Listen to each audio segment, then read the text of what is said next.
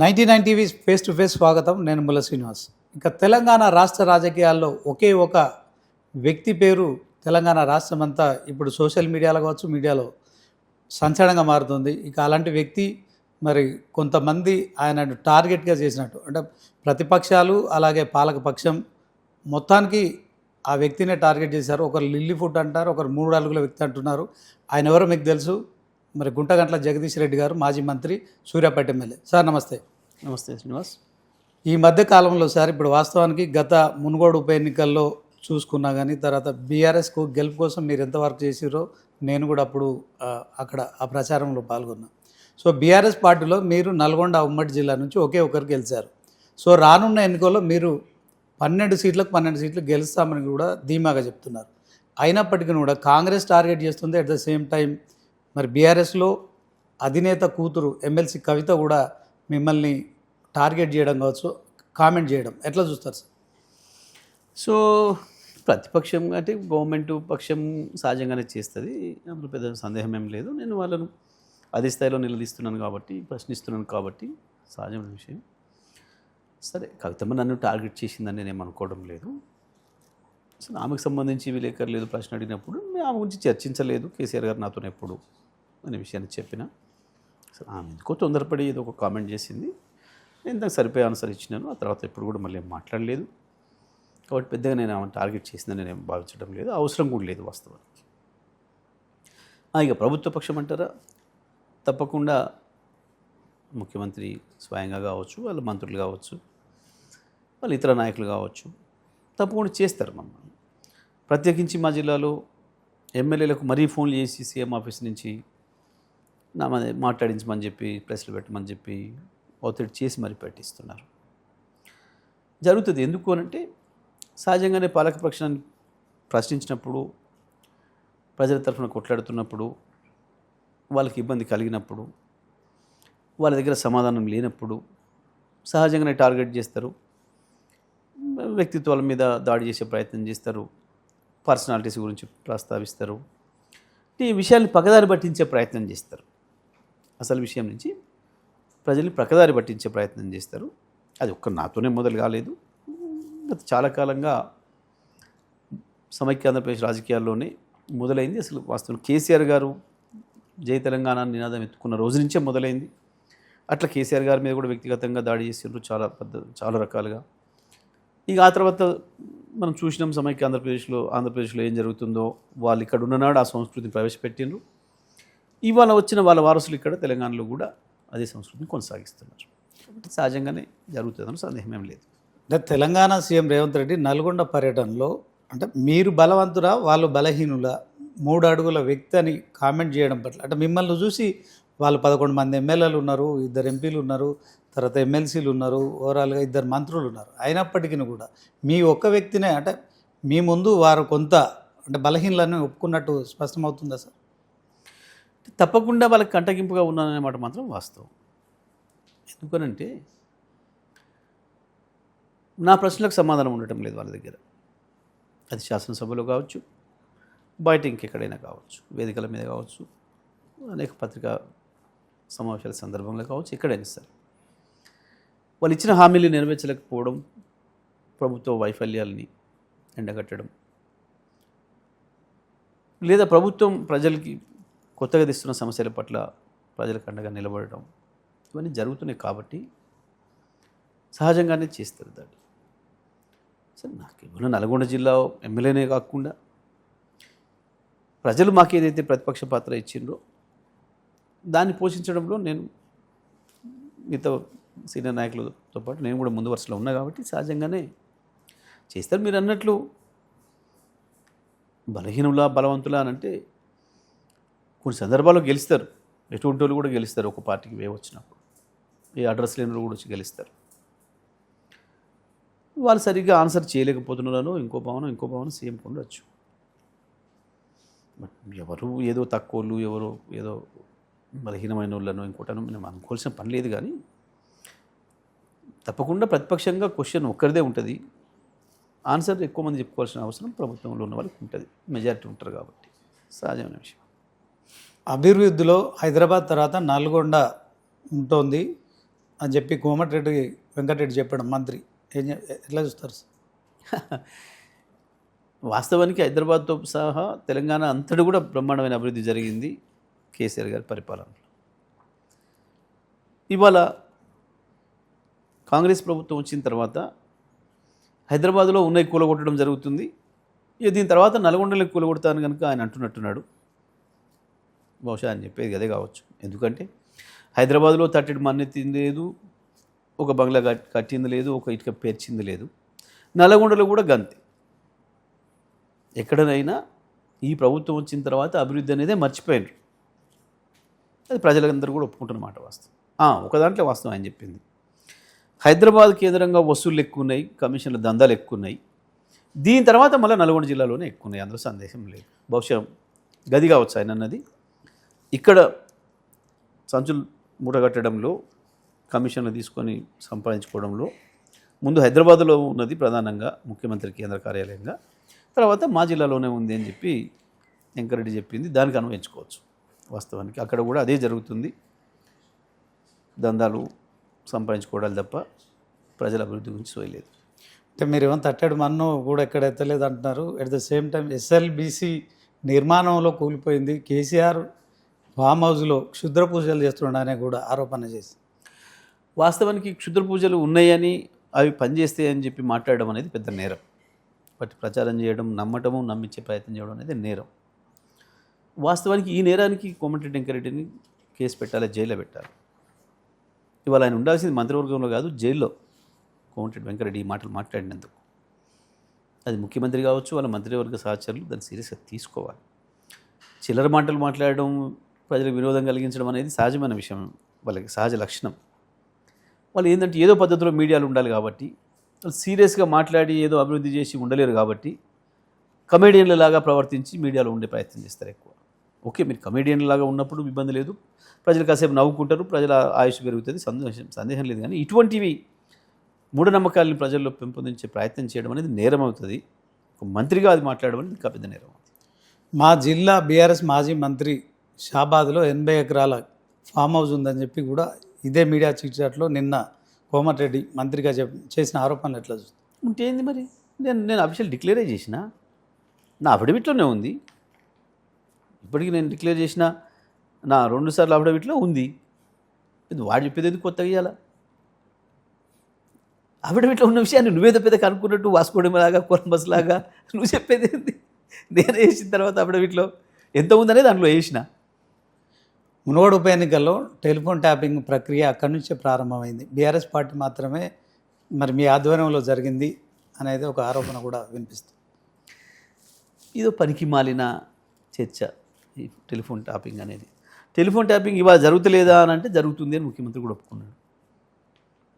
ఇవాళ జరిగింది, అప్పుడు జరిగింది, ఇంకా అంతకంటే ముందు జరిగింది. 40 సంవత్సరాలు 50 సంవత్సరాలు ఈ దేశంలో టెలిఫోన్ ట్యాపింగ్ మొదలుపెట్టి ప్రభుత్వాలు అని చెప్పి అందరూ ఒప్పుకుంటున్న విషయం. బట్ దాంట్లో పొలిటికల్ లీడర్ పాత్ర ఉండదు అనేది చాలా స్పష్టంగా చెప్పిండ్రు. ఈ మధ్యకాలంలో కొంత ఇంగ్లీష్ మీడియాలో కూడా వచ్చినట్టుంది, అధికారులు కూడా చెప్పిండ్రు ఇందులో ఏమీ లేదు, ఈ కేసు ఎవరి మీదకి రాదు, రొటీన్గా జరిగింది అని చెప్పినట్టుగా మనం వార్తలు కూడా చూసినాం. కానీ ఏదో జరిగినట్టుగా ప్రచారం చేసి దాంట్లో మమ్మల్ని ఏదో బదనం చేయాలి, మాకు మళ్ళీ వంట కట్టాలను తెలివి తక్కువ ప్రయత్నం చేశారు, బుక్కబొట్ల పడ్డారు. అది ఇప్పుడు పనికిమాలిన చర్చ. గువ్వల బాలరాజు ఇప్పుడు రాజీనామా చేసి బీజేపీలో చేరడానికి కారణం ఏమనుకుంటున్నారు? చిన్న ముచ్చట, గట్లు మస్తు మంది వస్తారు పోతారు, అది కూడా లెక్కన. అంటే మెయినాబాద్ ఫామ్ హౌస్లో అతను కీలకంగా ఉన్నాడు, బీజేపీకి అప్రూవర్గా మారబోతున్నాడని ప్రచారం జరుగుతుంది. అది పెద్ద చిన్న విషయం, అది అంత పెద్ద పట్టించుకోవాల్సిన విషయం కాదు. ఎమ్మెల్యేల కొనుగోలు అనేది ఆ అంశమే రాలేదంటారా? బీజేపీ చేస్తుందని కూడా మీరు గతంలో ఆరోపించారు కదా. ఆ రోజు వచ్చింది కాబట్టే ఆ రకంగా వాళ్ళు దొరికిండ్రు, వచ్చిండ్రు, మాట్లాడినరు, కేసు అయింది, అవన్నీ కూడా జరిగినాయి మనకు తెలుసు. సరే, వాళ్ళు పైనుంచి సుప్రీంకోర్టు నుంచి ఏదో స్టే తెచ్చుకున్నారు, ఏదో జరుగుతుంది. జరగకపోతే ఆ చర్చ ఉంటుంది కదా. ఆయన ఎవరు మాట్లాడిన ఆయన మధ్యవర్తి వచ్చిన మాట వాస్తవం, వీళ్ళందరి మధ్య కూర్చున్న మాట వాస్తవం, అంతా కూడా రికార్డు కూడా అయింది, వీడియో రికార్డింగ్. కానీ లేదు, దేంట్లో నుంచి కూడా తప్పించుకోలేరు. కృష్ణా గోదావరి 2 నదులకు సంబంధించిన అంశంలో ఒకవైపు బనకచెర్ల కడతామని ఏపీ ప్రభుత్వం కూడా ఆ వైపుగా ప్రయత్నాలు చేస్తుంది. ఇప్పటికీ గోదావరి నదికి సంబంధించి కాళేశ్వరం ప్రాజెక్టు బీఆర్ఎస్ హయాంలో పూర్తి చేసినప్పటికీ కూడా కాంగ్రెస్ ఆ ప్రాజెక్టును వినియోగించట్లేదు. At the same time Krishna జలాల్లో మీరు చేసిన అగ్రిమెంట్ కారణంగా కేవలం 299 టీఎంసీలు మాత్రమే ఎత్తిపోసుకుంటున్నాము. ఇది బీఆర్ఎస్ హయాంలో జరిగిన అగ్రిమెంట్ అని చెప్పి కాంగ్రెస్ ఆరోపిస్తుంది. వాస్తవానికి 2013లో జరిగింది అది. 2013లో జీవో ఇచ్చిండ్రు. అప్పుడు ఏ ప్రభుత్వం ఉంది? కాంగ్రెస్ ప్రభుత్వమే కదా ఈ రాష్ట్రంలో ఉంది. 2014 జూన్ 2 తర్వాత జరిగింది కాదు అది. గోదావరిలో 968 టీఎంసీలు తెలంగాణకి ఇస్తూ, కృష్ణలో 299 టీఎంసీలు ఇస్తూ ఆ ప్రభుత్వం వాళ్ళే చేసిండ్రు. స్టేట్ రీఆర్గనైజేషన్ యాక్ట్ తీసుకొచ్చింది కాంగ్రెస్సే అన్నాడు. దానికి అంతటి కూడా కాంగ్రెస్ బాధ్యత. అయినప్పటికీ కూడా మనం గతంలో వచ్చిన వరద జలాలను వినియోగించుకొని 299 కంటే ఎక్కువ నీళ్ళను వాడినాం. మహబూబ్నగర్, నల్గొండ జిల్లాలలో బ్రహ్మాండంగా పంటలు పండించినాం. భారతదేశంలోనే అత్యంత ఎక్కువ వరిధాన్యం పండించిన జిల్లాగా నల్గొండ జిల్లా రికార్డు సృష్టించింది. ఇవన్నీ రికార్డులు ఉన్నాయి, నేను చెప్పే కావు. కానీ ఈ గడిచిన సంవత్సరం తెలంగాణ తనకున్న వాటాను కూడా మొత్తం వాడుకోలేదు అని చెప్పి స్వయంగా కేఆర్ఎంబి ఉత్తరం రాసింది రాష్ట్ర ప్రభుత్వానికి. మీకు రావాల్సింది ఈ సంవత్సరం వచ్చిన లెక్క ప్రకారం 350 టీఎంసీలు వచ్చినాయి. 299 కాదు, 350 టీఎంసీలు వాడుకునే అవకాశం మీకు ఉంది. ఆంధ్రప్రదేశ్ ఇప్పటికే 1000 టీఎంసీలు వాడుకుంది, 600 టీఎంసీలు వాడుకుంది, 610 టీఎంసీలు వాడుకుంది. మీరు వాడుకోండి అని చెప్పి కేఆర్ఎంబి ఉత్తరం రాస్తే కూడా వీళ్ళకి సోయలేదు. కేవలం 220 టీఎంసీలే వాడినరు. నల్గొండ జిల్లాను ఎండబెట్టిండ్రు. ఇంత పనికిమాలిన మంత్రులు ఉన్నారు అక్కడ. మీది చేతగంతనం. ఇవాళ కూడా మీరందరూ చూసిండ్రు, నీళ్ళు సముద్రం పాలవుతున్నాయి. ఇదే మంత్రులు స్వయంగా హెలికాప్టర్ వేసుకొని పంచాయలు పెట్టుకొని ఒకరి మీద ఒకటి అలిగి ఉరికి గేట్లు తీసి కిందికి పంపినరు. కానీ నల్గొండలో రైతాంగం ఇవాళ నీళ్ళ కొరకు ధర్నా చేస్తూ ఉన్నారు. ఏఎంఆర్పి నుంచి నీళ్ళు ఇస్తలేరు అని. కళ్ళ ముందు కనబడుతున్న సత్యాలు, పనికి మాలిన మాటలు, ఆరోపణలు కాదు. దానికి ఆన్సర్ చెప్పాలి ఈ ప్రభుత్వం, మంత్రులు. ఉన్న నీళ్ళను కూడా వాడుకోవడం చేతగాని దద్దమ్మలు వీళ్ళు ప్రభుత్వాన్ని నడుపుతున్నారు. అది దురదృష్టం.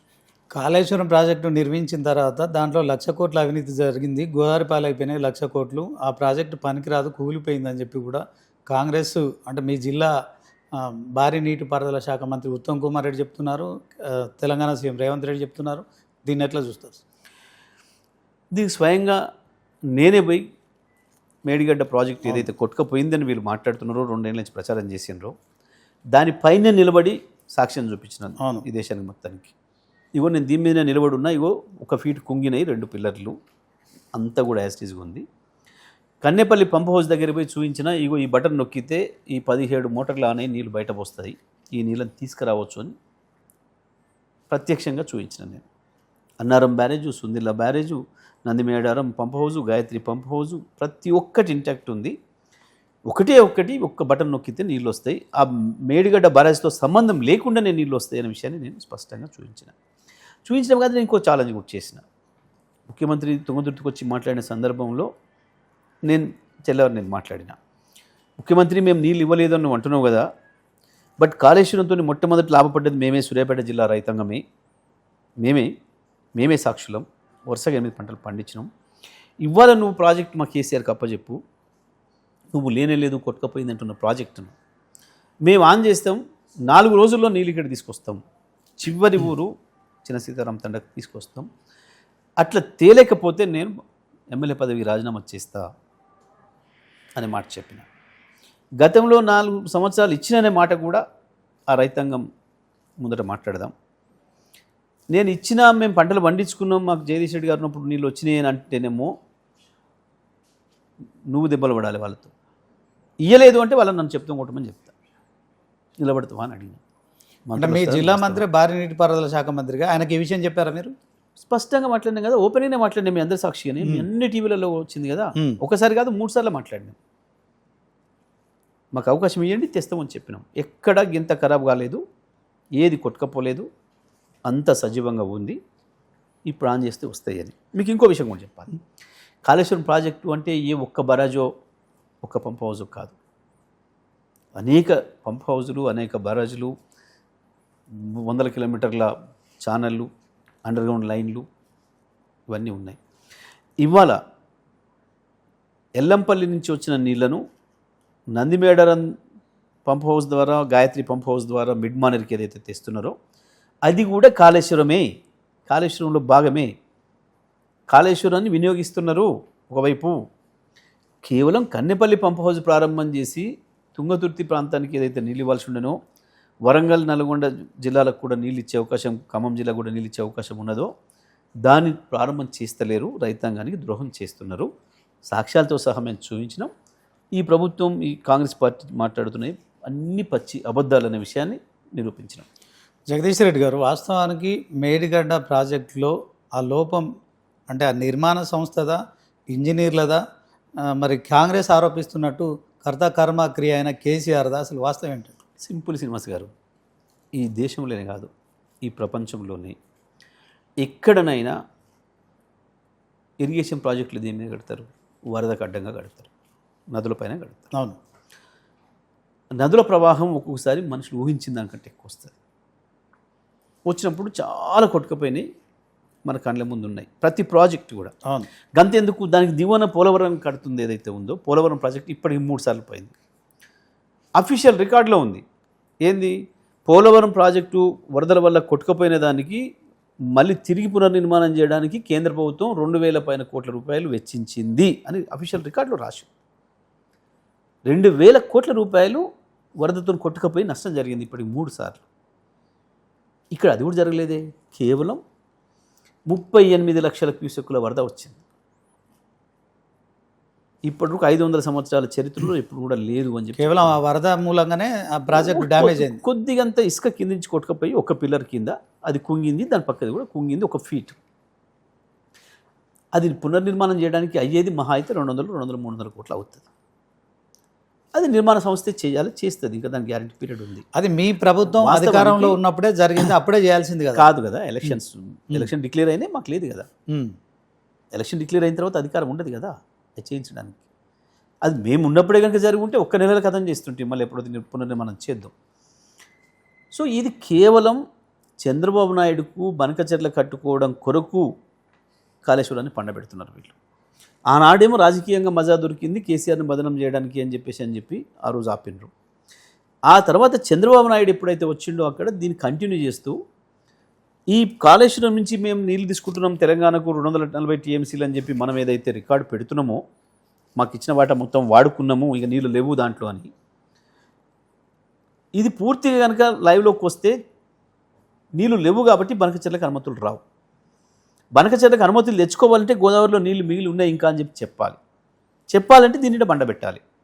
కేవలం చంద్రబాబు నాయుడు కొరకు రేవంత్ రెడ్డి గురుదక్షిణగా బనకచెర్ల అనుమతుల కొరకే దీన్ని బండబెట్టిండు. అందులో ఏం వేరే చర్చ లేదు. కేసీఆర్ రాయలసీమకు పోయినప్పుడు రోజా పెట్టిన రొయ్యల పులుసు తిన్నారు, రాయలసీమకు నీళ్ళు ఇచ్చారు, మాకు బేసిన్ లేవు అని చెప్పి పనికి మాల చెప్పుతో కొట్టాలి. చంద్రబాబు కూడా ముఖ్యమంత్రి 3వ రోజు వచ్చిండు. మరి నువ్వేం పోసినావు? నువ్వేం పెట్టినావు? విషయం పోసినావా? బాధ్యత లేని వెధవలు మాట్లాడతారు పనికి మాల మాటలు. ఎవడన్నా మాట్లాడతారు అట్లా? ఒక ముఖ్యమంత్రి ఇంకొక ఆడిపోయినప్పుడు గౌరవంగా ఎవరైనా భోజనం పెడతారు. ఆ సంస్కారం కూడా తెలియదు ఈ వెధవలకు. కృష్ణానది నీటి కోసం అయితే ఖచ్చితంగా మీ ప్రభుత్వ హయాంలోనే ఓవరాల్గా మొత్తం తరలించుకుపోయే అవకాశం మీరే కల్పించారని చెప్పి కూడా ఆరోపిస్తారు. మళ్ళీ నేను రోజు 11 టీఎంసీ 2013లో మీ ప్రభుత్వం ఉన్న నాడే ఇచ్చిన జీవోలు, గోదావరి మీదనైనా కృష్ణ మీదనైనా. రీఆర్గనైజేషన్ యాక్ట్ తెచ్చిందే మీరు కేంద్రంలో ఉన్ననాడు. ఏమైనా జరిగింది, నష్టం మోసం జరిగింది అంటే మీ కాంగ్రెస్ వల్లనే. దానికి బాధ్యత పూర్తిగా మీరు. చంద్రబాబు నాయుడు చేతుల్లో ఆనాడు ఆ ముఖ్యమంత్రి పనిచేసిండు, ఈనాడు నువ్వు పనిచేస్తున్నావు. తెలంగాణకి ఏమైనా ద్రోహం జరిగింది అంటే మీ వల్ల. చాలా స్పష్టంగా కేఆర్ఎంబి రాసింది అంటున్నా. గత సంవత్సరం వచ్చిన 350 టీఎంసీల నీళ్ళను కూడా వాడలేని దద్దమ్మలు మీరు. ఆ విషయాన్ని కూడా కేఆర్ఎంబి బయట పెట్టింది మీ చేతకంతనాన్ని.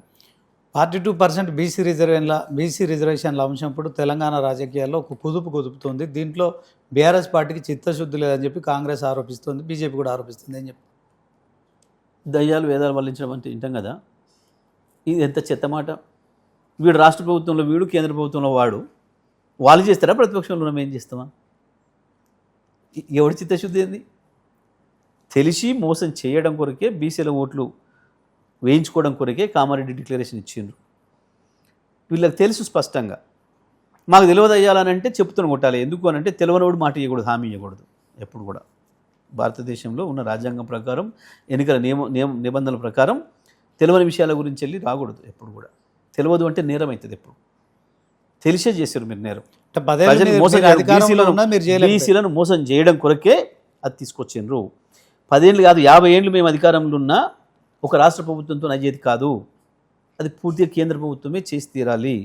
అయినా వీళ్ళు ఏం మాట్లాడినారు మనగాళ్ళు, కేసీఆర్ తెలివిలేక కేంద్ర ప్రభుత్వంతో పనిచేయించుకోలేకపోయాడు, మేము తెస్తాం చూడిగా మాకు తెలివి మస్తుంది అని కదా వీళ్ళు ఒప్పించింది ప్రజల్ని. బీసీల విషయంలో వీళ్ళు మోసం చేస్తున్నారు, ఇద్దరు కలిసి దొంగాట ఆడుతున్నారు అనే విషయం మేము స్పష్టంగా చెప్పినాం. మేము ఆనాడే మా లెక్క ప్రకారం ఆనాడు అంచనా ప్రకారం 37% ఇవ్వాలి అని చెప్పి అసెంబ్లీలో తీర్మానం చేసి పంపించింది ఢిల్లీలో ఉంది. నీకు చిత్తశుద్ధి ఉంటే దాని కొరకు కొట్లాడాలి. ఇవాళ నువ్వు పోయి ఓ డ్రామా చేసి జంతర్ మంతర్లో నువ్వు ఒక వేషం వేసి ఆనే డిక్లేర్ చేసి వచ్చిండు. రాహుల్ గాంధీ ప్రధానమంత్రి అయితేనే బీసీ రిజర్వేషన్ అవుతుంది 42% చెప్పొచ్చిండు. మరి కామారెడ్డిలో ఎందుకో చెప్పలేదా ముచ్చట? రాహుల్ గాంధీని ప్రధానమంత్రిని చేస్తే ఇస్తామని చెప్పిన మనం. మీ వైఖరి 42% బీసీ రిజర్వేషన్ స్పష్టంగా మేమే రిజర్వేషన్ విషయంలో మేమే ఆనాడు శాసనసభలో చేసినాం, పంపినాం, కేంద్రం దగ్గర పెండింగ్లో ఉంది.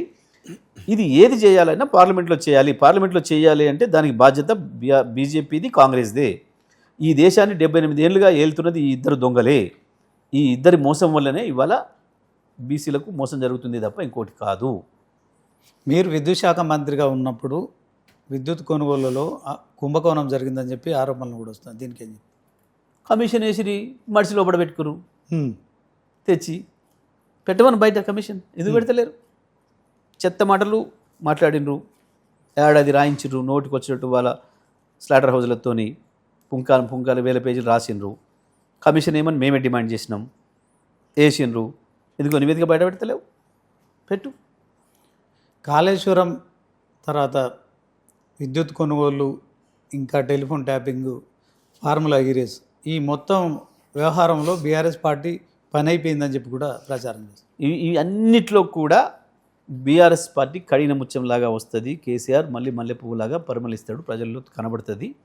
ఇవన్నీ కూడా చెత్త మాటలు తప్ప, ఉత్త మాటలు తప్ప ఇంకోటి కావు అనేది నిరూపితం అవుతుంది అని చెప్పినాం.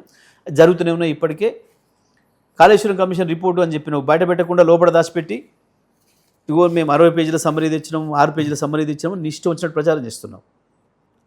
650 పేజీలు పెట్టు ప్రజల్లో. ఎందుకు దాచిపెడుతున్నావు? ఎలక్ట్రిసిటీ కమిషన్ ఎందుకు 3 నెలల నుంచి దాచిపెట్టుకున్నావు? లేనిదే నువ్వు సృష్టించి అబద్ధాలు మాట్లాడినావు. ఇవాళ అది వాస్తవం, నిజాలు బయటపడతాయని చెప్పి భయంతో దాచిపెట్టుకుంటున్నావు. నువ్వు తేలిపోయింది, దాంట్లో ఏమీ లేదు. కేసీఆర్కి ఏం మలినం అంటే పరిస్థితి లేదు, తేలిపోయింది కాబట్టి దొంగలాగా దాచిపెట్టుకున్నాను. కేసీఆర్ ఫామ్ హౌస్లో ఉన్న ఒకటే, చెర్లపల్లి జైల్లో ఉన్న ఒకటే. రేవంత్ రెడ్డి చేసిన కామెంట్స్ ఎట్లా వస్తుంది? మరి ఇవాళ రేవంత్ రెడ్డి చుట్టూ పోలీసు ఉంది, రేవంత్ రెడ్డి కూడా జైల్లో ఉన్నట్టేనా? ఇప్పుడు కేసీఆర్ కంటే ఎక్కువ పోలీసు ఉంది కదా. రేవంత్ రెడ్డి ఇంట్లో నుంచి వెళ్ళి బయటకు వెళ్తలేడు. ఎన్నిసార్లు సెక్రటేరియట్కి వచ్చిండు? ఇప్పటికి 2-3 సార్లు వచ్చిండు. రేవంత్ రెడ్డి కూడా జైల్లో. కమాండ్ కంట్రోల్ సెంటర్, మరి కమాండ్ కంట్రోల్ సెంటర్ కూడా పోలీసే కదా. చెత్త మాటలు ముఖ్యమంత్రి స్థాయి మాటలే నాయి. స్టాండర్డ్ లేని వాళ్ళు ఆ ప్లేస్లోకి వచ్చారు కాబట్టి ఆ మాటలు వస్తాయి. కేసీఆర్ అసెంబ్లీకి రాకపోవడాన్ని మీరు ఎట్లా సమర్థించుకుంటారు? కేసీఆర్ అసెంబ్లీకి ఎందుకు రావట్లేడు? వచ్చిండు, వస్తున్నాడు. మీ స్థాయికి మేము చాలు. కేసీఆర్ శిష్యుల్ని తట్టుకోవడానికే చేత కావట్లేదు. కేసీఆర్ శిష్యుల ప్రశ్నలకి జవాబు చెప్పడానికే చేత కావట్లేదు. మమ్మల్ని చూసి భయపడి సస్పెండ్ చేస్తున్నారు. ఇంకా మీ స్థాయికి కేసీఆర్ కావాలన్నా ఇంకా మీ మొక్కలకి. కానీ ఇంకోటి కూడా అసెంబ్లీ కేసీఆర్ చాలా స్పష్టంగా చెప్పండి, కొత్తగా వచ్చిండ్రు, సర్దుకొని ఇవ్వండి, తొందరపడొద్దు, ప్రజలు కూడా నచ్చేటట్టు ఉండాలి, మెచ్చేటట్టు ఉండాలి మనం మాట్లాడేది. మనం ఏం మాట్లాడినా అయ్యో ఇయ్యాలనే వచ్చిండ్రు అప్పుడేనా అంటారు అని చెప్పి అంటారు. కాబట్టి సమయం ఇద్దామని చెప్పిండు. ఈ మాట మొన్న ముఖ్యమంత్రి మాట్లాడిండు, మీరు గమనించిండ్రా? కేసీఆర్ అప్పుడే ఏం చేయకపోయారు, మీరే మాట్లాడుతుండ్రు, ఏడాదన్న కాలేదు మేము వచ్చి అని అప్పుడే మాట్లాడి. కేసీఆర్ ఏం మాట్లాడముందే మాట్లాడి, ఇక కేసీఆర్ వచ్చి మాట్లాడితే ఏమంటారు? అర్థమైంది కదా. ఈ చెత్త డైలాగులు, చెత్త మాటలు వీళ్ళయి. కేసీఆర్ రాకముందే ఎంత భయపడుతున్నావు? ఈ ఒక్క మాట చెప్పు నాకు శ్రీనివాస్. 20 నెలల కాలంలో కేసీఆర్ని తలుసుకోకుండా ఏ ఒక్క రోజైనా మాట్లాడినావు ఇప్పటివరకు ముఖ్యమంత్రి? మరి కేసీఆర్ రాందెట్లా, కేసీఆర్ లేనిది ఎందుకు sir BJP Congress KCR only BRS KCR రాందెట్లా, కేసీఆర్ లేనిది ఎట్లా అంటున్నా. కేసీఆర్ నిత్యం నీ లోపలే కనబడుతున్నాడు కదా. కేసీఆర్ లేడని ఎట్లా అంటావు నువ్వు? రాని కేసీఆర్ మాట్లాడిన కేసీఆర్ గురించి నువ్వు ఎట్లా మాట్లాడుతున్నావు అంటే ఏంది? కేసీఆర్ ఏదో రూపంలో మాట్లాడుతూనే ఉన్నాడు, మా రూపంలో ఉన్నాడు కేసీఆర్. అదే నీకు భయం అవుతుంది. ఇంకా అసలు కేసీఆర్ వస్తే నువ్వు బీజేపీ కాంగ్రెస్ ఎందుకు సార్ బీఆర్ఎస్ని టార్గెట్ చేస్తున్నాయి? సింపుల్, బీఆర్ఎస్ పార్టీ బలంగా ఉంది కాబట్టి ఇక్కడ బీఆర్ఎస్ని టార్గెట్ చేస్తున్నాయి. స్థానిక సంస్థల ఎన్నికల్లో సింపుల్ మంచి ప్రశ్న మీద కంప్లైంట్ చేద్దాం. వాస్తవానికి మీ అనుమానం చాలామందికి కూడా వస్తుంది. న్యాయంగా ఈ దేశంలో ఢిల్లీ కొరకు పోటీ పడేది రెండు పార్టీలు, బీజేపీ కాంగ్రెస్లు. ఉప్పు నిప్పులాగా ఉండాలి. అక్కడ రాహుల్ గాంధీ, మోడీది ఏం జరుగుతుందో చూస్తున్నాం. కానీ ఈ రాష్ట్రంలో చూడు ఎంత ఆశ్చర్యకరమైన పరిస్థితి ఉంది. కాంగ్రెస్ ముఖ్యమంత్రిని ఏమన్నా ఇట్లా అంటే చాలు, ఇద్దరు బీజేపీ సంబంధించిన ఎంపీలు, కేంద్ర మంత్రులు సహా కృష్ణకర్రలు పట్టుకొని రెడీ ఈగలు వాళ్ళకుండా ఆయన మీద ఈగ వాళ్ళనిస్తలేరు, చీమను ముట్టనిస్తలేరు. అంటే వాళ్ళ మధ్య అండర్స్టాండింగ్ ఉందంట చేస్తున్నారు. అంటే ఇది తెలంగాణ దేశం మొత్తం. వాస్తవానికి అధికారంలో ఉన్నప్పుడు మా మీద విమర్శ చేసినట్టు అర్థం ఉంది. వీళ్ళు చేయొచ్చు, వాళ్ళు చేయొచ్చు, దాన్ని అర్థం చేసుకుందాం. మేము అధికారంలోంచి పోయి 20 నెలలు. ఇవాళ ఏం మాట్లాడాలి వాళ్ళు? కాంగ్రెస్ ప్రభుత్వాన్ని నిలదీయాలి కదా, కాంగ్రెస్ వైఫల్యాలు ఎండగట్టాలి కదా. అవును. ఈ మధ్య బండి సంజయ్ ఇంకొక పల్లవి ఎత్తుకున్నాడు. ఏంది? తమ్మి, నీకు ముఖ్యమంత్రి కేసీఆర్ని జైలు పెట్టి వస్తలేదు, నువ్వు జరుగు, నాకి నేను పెట్టేస్తే జైల్లో అని మాట్లాడుతున్నాను. అవును. సిబిఐకి అని మాట్లాడుతున్నాడు. ఏం తెలియజేస్తుంది ఇది? వాస్తవానికి బండి సంజయ్కి కాంగ్రెస్ పార్టీ రైతులు మోసం చేసేందుకు కోపం వస్తలే, రుణమాఫీ ఎగ్గొట్టినందుకు కోపం వస్తలే, రైతు భరోసా ఎగ్గొట్టినందుకు కోపం వస్తలే, నిరుద్యోగులకు ఉద్యోగాలు ఇస్తారని చెప్పి మోసం చేసినందుకు కోపం వస్తలే, మహిళలకు 2500 ఇస్తారని మోసం చేసినందుకు కోపం వస్తలే, ఆటో కార్మికుల జీవితాల్లో నిప్పులు పోసినందుకు కోపం వస్తలే, రైతు కూలీలకు 12,000 ఇస్తాను ఎగ్గొట్టినందుకు కోపం వస్తలే, కేసీఆర్ను జైలు పెట్టినందుకు కోపం వస్తుంది బండి సంజయ్. అంటే రేవంత్ రెడ్డిని సంజయ్ని ఇద్దరిని కేసీఆర్ జైలు పెట్టిండని అంటే ఏంది దీని అర్థం? కేసీఆరే బలంగా ఉన్నాడు, మళ్ళీ వాళ్ళు ఏ అవకాశం వచ్చినా కేసీఆరే అధికారంలోకి వస్తాడు కాబట్టి ఇద్దరు ఒకటే పనిచేస్తున్నారు. స్థానిక సంస్థల ఎన్నికల్లో ఫైనల్గా బీఆర్ఎస్ పార్టీ నెంబర్ 1 పొజిషన్లో ఉంటుందా, నెంబర్ 3లో ఉంటుంది? ఒకటి వాస్తవం, నెంబర్ 3 అని క్వశ్చన్ లేదు. బీజేపీ అనేది ఉండదు, సోదిలోనే ఉండదు. బీజేపీ కాంగ్రెస్ బీఆర్ఎస్ మధ్యలో ఉంటుంది. ఇక సహజంగానే ఇంకా 3 సంవత్సరాల పైన పరిపాలన ఉంది కాబట్టి కొంత స్థానిక సంస్థలలో ప్రజలకు కొంచెం ఆశలు ఉంటాయి, ఇంకా ఈ ప్రభుత్వం నుంచి ఏమైనా వస్తుందేమో, ఈ ఇండ్లు ఇస్తామంటున్నారు, అవి ఇస్తానంటున్నారు, ఇవి ఇస్తానంటున్నారు. సహజంగానే ఎక్కడైనా దేశంలో కొంత వాళ్ళు నమ్మించేదానికి అవకాశం ఉంటుంది. స్థానికంగా సర్పంచ్ అయినడో, ఎంపీటీసీ అయినడో, నేను మాతో ఉంటేనే, అధికార పార్టీలు ఉంటేనే నీకు ఈ పని చేస్తా, ఆ పని చేస్తాను, కొంత ఆశలు పెట్టే అవకాశం ఉంటుంది. కానీ ఆశ్చర్యంగా ఏ ప్రభుత్వం మూటగట్టుకున్నంత వ్యతిరేకత ఈ ప్రభుత్వం మూటగట్టుకుంది ఇంత తక్కువ సమయంలో.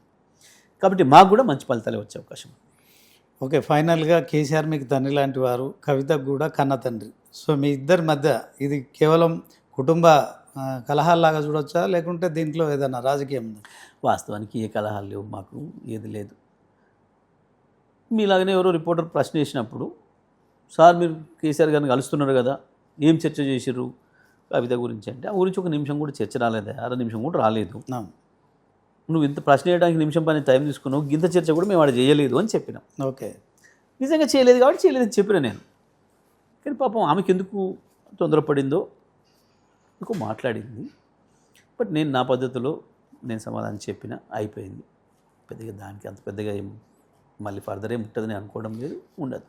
జగదీష్ రెడ్డి స్థానిక సంస్థల ఎన్నికల్ని రిఫరెండంగా స్వీకరిస్తున్నారా నల్గొండ ఉమ్మడి జిల్లా వరకు? వాస్తవానికి రిఫరెండం కాదు ఇది ఇప్పుడు కూడా. ఎందుకంటే స్థానిక సంస్థల ఎన్నికల్లో వచ్చే అంశాలు వేరు, శాసనసభ ఎన్నికల్లో వచ్చే అంశాలు వేరు, పార్లమెంట్ ఎన్నికల్లో వచ్చే అంశాలు వేరు. ప్రజలు దేనికి దానికి ప్రత్యేకంగా చూస్తారు. కాబట్టి వీటిని శాసనసభకి రిఫరెండంగా తీసుకోవడానికి లేదు. సో దాంట్లో నెంబర్ 1 అయితే ఉంటాడా జగదీష్ రెడ్డి ఉమ్మడి నల్గొండ జిల్లా నుంచి లోకల్ బాడీస్లో? తప్పకుండా కాంగ్రెస్కి మేమే గట్టి పోటీ ఇస్తాం. కొన్ని చోట్ల మేము గెలుస్తాం, కొన్ని చోట్ల వాళ్ళు గెలవచ్చు. Okay, thank you sir. Thank you.